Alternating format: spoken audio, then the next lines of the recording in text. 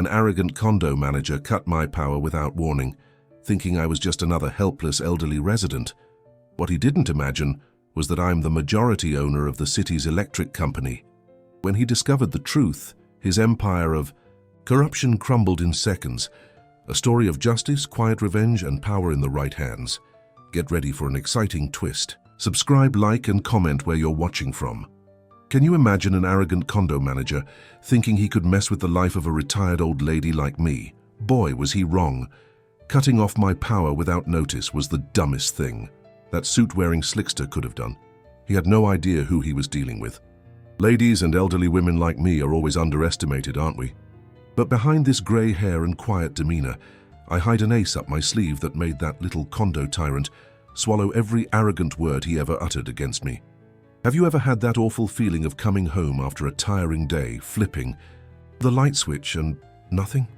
Well, my dear, that's exactly what happened to me on a Tuesday that started like any other. The elite gardens, the condo where I've lived for over 15 years, had always been my peaceful corner. A place where at 72, I expected to live quietly after a lifetime dedicated to my career, and what a career it was. But that's something few people know, and our dear condo manager, Robert Miller, certainly didn't have the slightest idea. I've always been discreet about my professional life. Most neighbors just see me as Mrs. Adams, the friendly lady in 502 who grows orchids on her balcony and swaps cake recipes at community potlucks. Few know I was one of the first women electrical engineers to graduate from a top engineering university in the 70s, at a time when men told me to my face that I was taking a spot from a family man.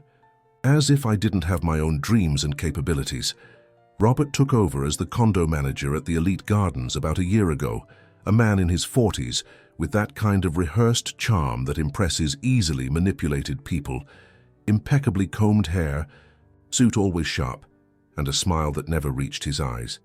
From day one, he presented himself as a modernizer, someone who would transform our simple condo into a premium space.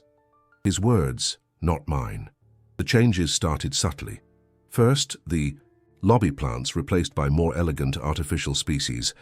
Then the older staff let go to make way for a professional outsourced team. But the hardest blow came when he announced his grand infrastructural modernization project, a pompous name for what in practice meant absurd increases in condo, fees and endless construction that turned our quiet routine into a hell of noise and dust. In the condo meetings, which used to be spaces for dialogue, Robert turned into a showman. PowerPoint presentations full of incomprehensible graphs, unnecessary technical jargon and grand promises. Most residents, elderly folks like me just seeking peace at this stage of life, accepted everything with a resignation that broke my heart. It's to increase our property value, they'd repeat like trained sheep, while signing authorizations for increasingly exorbitant expenses. But engineer that I am, even retired, numbers never lie to me. Those budgets were clearly inflated, the technical specifications intentionally vague, and the companies hired, always the same ones with different names, but curiously with the same partners. I started asking inconvenient questions during the meetings. "Mrs. Adams, you're getting things mixed up," he'd reply with that condescending smile. "Leave these technical matters to those who understand, okay?" That phrase was the last straw. Me, who designed electrical systems for entire industries, who supervised the electrification of entire communities, being treated like a senile old woman who couldn't understand a simple budget. I decided then to do my own investigation. For weeks, I requested documents, analyzed contracts, researched the involved companies in the state business registry. What I discovered was worse than I imagined. The main company hired for the electrical renovation, get this, belonged to Robert's brother-in-law. The materials purchased cost triple the market value, and the technical specifications were of questionable, potentially dangerous quality. I prepared a complete dossier. Graphs, comparative tables, photographic records, everything organized with the precision I learned during my 40-year career. The day before the meeting where I planned to present my findings, I found a formal notice under my door. I was delinquent for 3 months, and my participation in the meeting was conditioned on immediate payment of the pending debts. What? An interesting coincidence, right? especially since I have all my payment receipts meticulously organized. When I confronted Robert in the hallway, he shrugged. "Systems fail, Mrs. Adams. Present your receipts to the administrator and we'll resolve this eventually." 3 days later, on a particularly hot Thursday in January, I got home after a doctor's appointment. I was exhausted, dreaming of a cool shower and my fan. I hit the switch and nothing. Quick check. It wasn't a breaker issue and the rest of the building had power. It was just my apartment. At the front desk, I was informed that the cutoff had been authorized by the manager due to my persistent delinquency, and that it would only be reconnected after payment of the pending fees, now plus an administrative fine for special procedures. It was almost $3,000 that, according to them, I owed. The janitor, a man who had worked in the building for decades and knew my punctuality, seemed embarrassed. "Mrs. Adams, I've never seen this happen before," he whispered. "The manager gave the order personally, said you were causing too much trouble lately." Causing too much trouble. Ah, so that was it. Questioning, overcharging, pointing out irregularities, demanding transparency, that was causing trouble. I could have exploded right there, made a scene, threatened lawsuits. But my grandma Eulalia, the wise woman who raised me, always said, "Irene, anger is a terrible advisor, but excellent fuel. Use it to move you forward, not consume you." So I decided to adopt a more strategic approach. I went back to my dark apartment, and by candlelight, which ironically created a rather romantic atmosphere, I picked up my cell phone and made a call. Not to just anyone, but to Charles Edward, president of the Regional Power Company. You must be wondering, how does a retiree have the direct number of the president of one of the state's largest utility companies? Well, it's simple. After retiring as chief engineer of the company itself, I invested all my savings in company stock. I'm not just any shareholder. I'm the main individual investor, with a guaranteed seat on the board of directors. Can you imagine the scene? Me, lit only by flickering candlelight, calmly explaining to Charles Edward that I needed a small, technical verification at my condo building. "Looks like we're having some interesting problems here, Charlie," I said, using his childhood nickname, since I was the one who supervised his first internship at the company 30 years ago. "I think it would be educational if you came personally. And bring that technical audit team, okay? The one we used for the fraud case in the southern part of the state." For 3 days, I lived like in the old times. Cold showers, food that didn't need refrigeration, reading by candlelight. Robert passed by my door occasionally, always with that smarmy smile. "Still in the dark, Mrs. Adams? Just pay what you owe, or maybe you'd prefer to move somewhere more, suited to your financial condition?" The condescension in his voice made my blood boil, but I just smiled sweetly. "I'm doing very well, thank you. By the way, I'm expecting some visitors tomorrow, important people. Will you be available to receive them?" The confusion on his face was priceless. Clearly he expected tears, pleas, maybe even that I'd cave and pay the extortionate amount. But a woman who faced harassment and discrimination throughout her career in a predominantly male environment isn't easily intimidated by a condo manager's petty power plays. On the morning of the 4th day, an impressive entourage arrived at the elite gardens. 3 executive cars parked in front of the building. From the first, Charles Edward emerged, impeccable in his suit, accompanied by 2 directors. From the second, a team of engineers and technicians carrying sophisticated equipment. From the third, to my surprise, stepped out none other than Dr. Mary Jenkins, Superintendent of the State Public Utilities Commission, PUC. The doorman's expression was priceless. Never had so many important people visited our condo. "We are here to verify an irregularity reported by engineer Irene Adams, member of our board of directors and majority shareholder," announced Charles Edward in his grave voice that brooked no argument. "Please inform the manager that we require full access to the electrical installations, financial records related to electrical work, and of course, to Mrs. Adams's apartment, which apparently suffered an improper cutoff." I was in the lobby, still wearing my flannel robe. After all, no power meant the washing machine didn't work, when Robert appeared, clearly disturbed by the unusual commotion. His face visibly paled when he saw the entourage. "Well, what's going on here?" he stammered. Charles Edward stepped forward. "Manager Robert, I presume. I'm Charles Edward Mendez, president of the Regional Power Company. We are here at the request of Engineer Irene Adams. Engineer? Robert looked at me, confused. Yes, Engineer Irene Adams, Charles. Repeated, with a tone of reverence that warmed my heart. Former chief engineer of our company, current member of the board of directors, and, coincidentally, our largest individual shareholder. She reported serious irregularities in the electrical installations of this condo, besides an improper power cutoff in her unit. The transformation on Robert's face was something that should have been filmed. From the initial pale, he turned an intense red, then a ghostly white. His eyes darted between me, Charles, and the team of professionals who were already starting to spread out through the condo with clipboards and equipment. There must be some mistake, he tried to regain his composure. Mrs. Adams is delinquent. For months, and the cutoff was standard procedure. Interesting, interrupted Dr. Mary, adjusting her glasses, because according to Section 172 of the State Energy Regulation, the cutoff of essential services like electricity in residential units occupied by the elderly must be preceded by at least 3 formal notifications with 15-day intervals and can only be executed after a social services assessment. Do you have the protocols for these notifications and the social services report?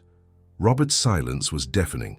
I took the moment to hand Charles Edward my folder with all the payment receipts from the past 24 months. By the way, I'm not delinquent. Every cent was paid on time. Curious how the records disappeared, isn't it? What followed was a true spectacle of professional efficiency. While the technical team inspected every inch of the condo's electrical installations, another team reviewed contracts and invoices. My power was restored in a matter of minutes, with a formal apology from the company for the improper interruption, although everyone knew it wasn't their fault. The preliminary report, presented that very afternoon in the condo meeting room, was devastating for Robert. The engineers found installations that didn't meet code, materials of lower quality than specified in the contracts, and worse, signs of a parallel metering system that could potentially overcharge residents. We're looking at potential crimes. Manager Robert, Dr. Mary explained, with a calmness that only intensified the gravity of the situation. Energy meter tampering, document forgery, embezzlement and discrimination against an elderly person, not to mention the regulatory issues under our agency's jurisdiction. Robert, who throughout his management had displayed a dominant and confident posture, now seemed to have physically shrunk. I can explain there was a misunderstanding, he murmured, while obsessively adjusting his tie. That's when the true cherry on top arrived. Marilyn, a neighbor from 304 who rarely showed up at meetings, entered the room timidly. Sorry to interrupt, but I heard about the inspection and, well, I think this might be important. She handed Charles Edward some printed sheets. My son works at the same bank as manager Robert. He noticed some strange activity and, well, take a look for yourselves. The documents showed suspicious transfers from the condo account to shell companies, which later redirected the funds to an offshore account. Later, we discovered that these companies were controlled indirectly by Robert himself, through strawmen. Charles Edward stood up, adjusting his jacket. I think we have enough for now. Manager Robert, you are temporarily suspended from your duties pending the conclusion of the investigations. An extraordinary meeting will be called to elect a provisional manager.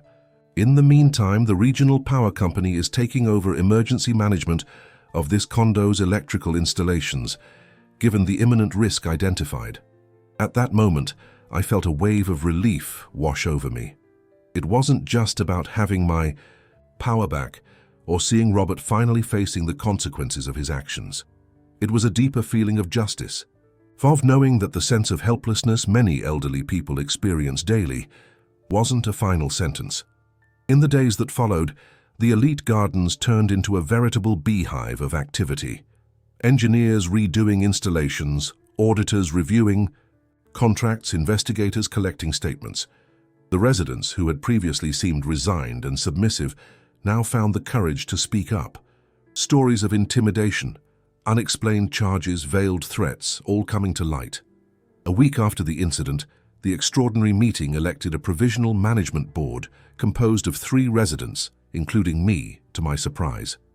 We need your experience, Mrs. Adams, argued Mr. Anthony from 701. You're the only one who really understands electrical installations here. During the following 2 months, we worked tirelessly to correct the damage caused by Robert's management. We renegotiated contracts, rescinded abusive agreements, established transparent protocols. Every important decision was discussed in open meetings, where everyone had a voice, including the Condo staff, who could finally speak without fear of reprisal. The hardest blow for Robert came when Charles Edward returned to the Condo with a surprising proposal.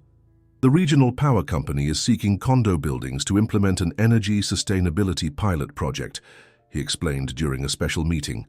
Solar panels, smart monitoring systems, automation for efficiency, all financed by the company as part of a long-term research project. Of course, I didn't mention that I had suggested this specific project during a board meeting, nor that I had personally recommended the Elite Gardens as the ideal candidate. Some things are better left behind the scenes, aren't they? The transformation of the Condo went beyond the electrical installations. With Robert's fall, something changed in the collective spirit of the residents. People started gathering again in the party room for community celebrations. The garden, previously neglected in favor of elegant artificial plants, came back to life with the Community Garden Project led by Mrs. Susan from 201. The condo fees, which had doubled during Robert's management, returned to reasonable values. Even so, we managed to implement significant improvements, proving that honest and transparent management makes all the difference. As for Robert, the last news we had was that he sold his apartment at the Elite Gardens and moved to another city. The police and administrative investigations continue, and he will likely face lawsuits for years. The imposing beach house he had recently bought with suspicious money was put up for sale to cover part of the restitutions he will have to make to the Condo Association.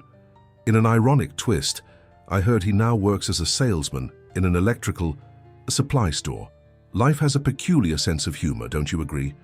Now you must be wondering, what did I learn from all this? First, that age is just a number when it comes to facing injustices.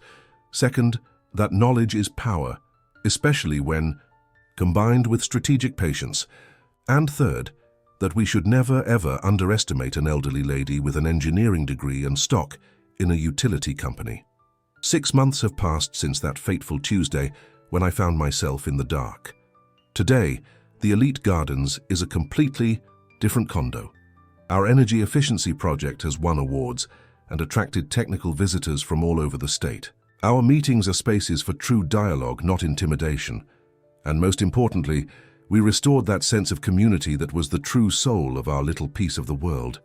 As for me, I'm still just Mrs. Adams from 502 to most of the new residents. I still grow my orchids and still swap recipes at community potlucks. But now occasionally, when a resident has a question about electrical installations or when the new manager needs guidance on technical contracts, it's me they seek out. My grandma Eulalia used to say, while serving her famous pudding on Sunday afternoons, "True strength isn't in who shouts loudest or shows muscles. It's in who knows to wait for the right moment to act." She would have been proud to see how I transformed 3 days of darkness into light, not just for myself, but for an entire community. And you know what's the funniest thing? Last week, I had a young technician from the power company come to do some routine maintenance.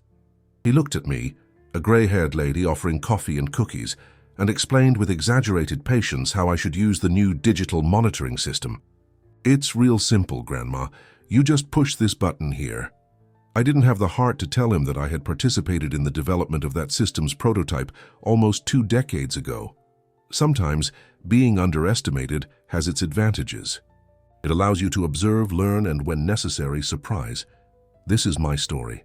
A story about light and darkness, about justice that was late but sure, about the power that resides in unexpected places, like in the wrinkled hands of a retired engineer who refused to be silenced.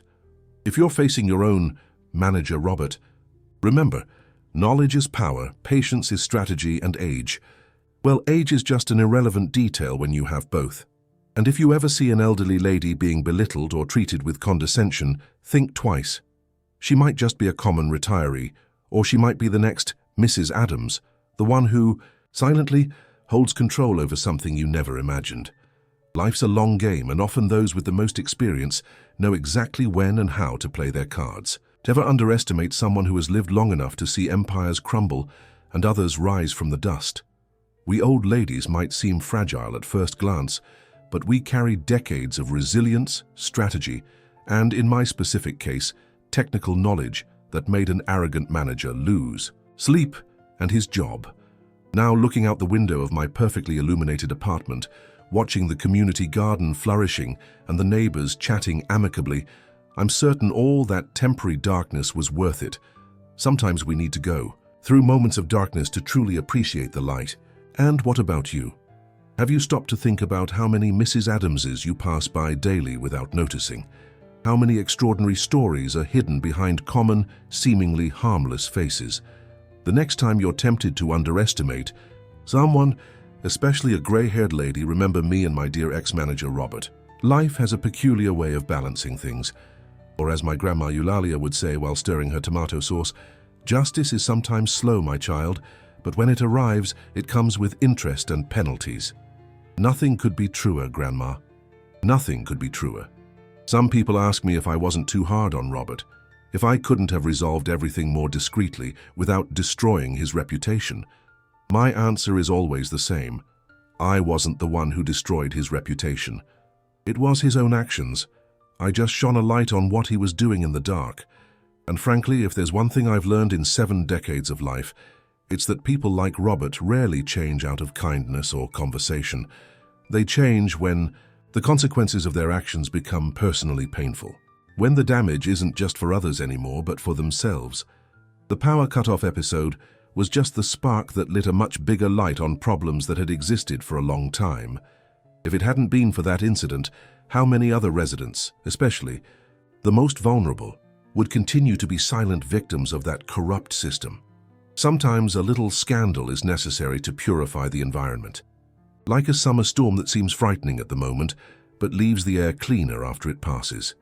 In the past few weeks, I've received so many messages and visits from people in other condos who are facing similar situations.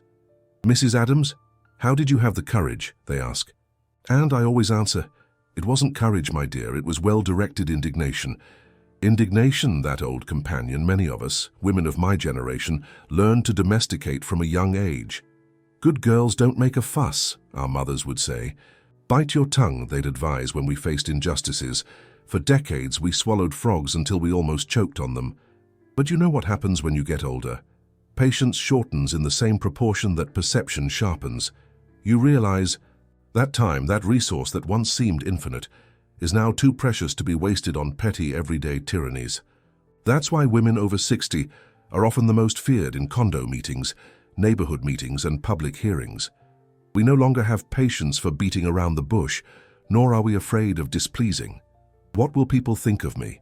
Stops being a concern when you've lived long enough to understand that most people are too busy thinking about themselves to dedicate more than a few minutes thinking about you. This liberation is one of the most precious gifts of age, and it was this gift that allowed me to face Robert without trembling, even when he tried to intimidate me with his temporary power.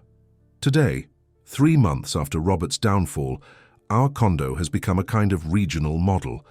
We receive technical visits from other buildings interested in our transparent management system and our energy efficiency project. The regional power company turned our story into a success case presented at industry conferences. From darkness to innovation, how a governance crisis became an opportunity, is the title of the presentation that Charles Edward gives, always citing me as the silent heroine of the case. Heroine? I don't feel that way. I just feel like someone who refused to be a victim when she had the tools to be a protagonist. And that's the point I'd like to leave with you, who's accompanied me this far in this story. All of us have tools, knowledge, experience, contacts, resources that can be used when we face injustices. The question is, are we willing to use them? Or do we prefer the temporary comfort of resignation, even knowing that this comfort usually comes with a high price in dignity? In my case, 3 days without electricity were a small price to pay for the transformation that followed, for the feeling of seeing justice being done not just for me, but for an entire community that had been systematically exploited. And if you're wondering if all this really happened, well, let's just say there's more truth in this story than most people would imagine. One Sunday afternoon last week, I was on my balcony watering my orchids when a new resident, a young executive who had just moved into 305, stopped to chat. "Mrs. Adams, is it true you brought down a corrupt manager using your contacts at the power company?" she asked, obviously having heard the versions that now circulate through the hallways. I smiled, adjusting my glasses. "My dear, let's just say I learned throughout life that light and knowledge are the best weapons against any kind of darkness." She looked confused for a moment, then smiled. "I need to learn more about electricity then," she commented, joking. "Not just about electricity," I replied. "About your rights, about how things work behind the scenes, about who really holds power in the places that matter." The conversation continued as we shared coffee on my balcony. By the end, she left with a new look, that kind of look that says, a seed has been planted. And that's how revolutions really happen. Not with big explosions or dramatic demonstrations, but from balcony to balcony, from coffee to coffee, from story to story. One Mrs. Adams inspiring a future Mrs. Adams who will inspire another in an infinite chain of women who refuse to accept darkness when they have the capacity to light lights. So the next time someone cuts your energy, literally or metaphorically, ask yourself, what is my hidden power? What are my unexplored connections? What knowledge do I possess that could change this game? And remember, patience can be a powerful strategy, but it should never be confused with passivity or acceptance of injustice. As my grandma Eulalia used to say, while calmly embroidering in her rocking chair, there's a time to sow and a time to harvest, but there's also a time to pull the weeds that are suffocating your crop. Robert was my weed. What's yours? And more importantly, when will you finally pick up your gardening tools and start cleaning your own garden? Life is too short to live in the shadow created by others, especially when we have the capacity to create our own light. This is Irene Adams, the owner of the light, concluding her account. I hope this story illuminates something inside you too. Furthermore, I want to share one last thought before we say goodbye. During those 3 days in the dark, I had a lot of time to reflect on how we got to that situation. Not just me and Robert, but all of us, the residents of the elite gardens. How did we allow an individual to assume so much power over our daily lives? How did we collectively let our guard down, handing over important decisions to someone we barely knew just because he presented pretty graphs and used sophisticated words? The answer, I realized under the flickering candlelight, is surprisingly simple. We outsourced our civic responsibility in exchange for convenience. It's easier to let someone solve the problems. More comfortable not having to attend boring meetings or study complex documents. More convenient to simply pay the bills and hope everything works out fine. Until one day, you hit the switch and find yourself in the dark. This story isn't just about a retired engineer who used her contacts to bring down a corrupt manager. It's about the importance of civic vigilance, community engagement, the refusal to accept vague explanations when our rights are at stake, especially for us, women over 60, who are often treated as if we were invisible or irrelevant, as if our usefulness to society expired along with our youth or reproductive capacity. But the truth is that we carry decades of experience, knowledge, and in many cases, connections that can be mobilized when necessary. We are, in many aspects, the guardians of collective memory, the witnesses of how institutions truly work behind the shiny facades. Robert made the classic mistake of confusing kindness with weakness, discretion with ignorance, and age with inability. A mistake that, frankly, many still make when dealing with us. And perhaps that is the true power of the invisibility that is often imposed upon us. It allows us to observe without being noticed, learn without alerting, and act when least expected. As is in key, they say never underestimate an old woman with a cell phone and free time. Now, after all this, I've returned to my quiet routine. My orchids continue to flourish, my cinnamon cookies are still popular at condo parties, and my hair continues to get grayer every day. But something has fundamentally changed in the way the residents see me, and, more importantly, in the way I see myself. There's a renewed confidence in my steps, a different sparkle in my eyes. The same Irene, but now fully aware of her worth and her capacity to influence the world around her. And that perhaps is the most important revolution we can make, the one that happens inside us. The refusal to accept limiting definitions of what we can or should be. The determination to take up space, make noise when necessary, and remain silent only when it's a strategic choice, not an imposition. The next time someone tries to keep you in the dark, literally or metaphorically, remember this story. Remember that even the brightest lights can be temporarily put out, but the knowledge of how to relight them, that no one can cut. Thank you for listening, and remember, there's always a spark in you, waiting for the right moment to turn into a flame.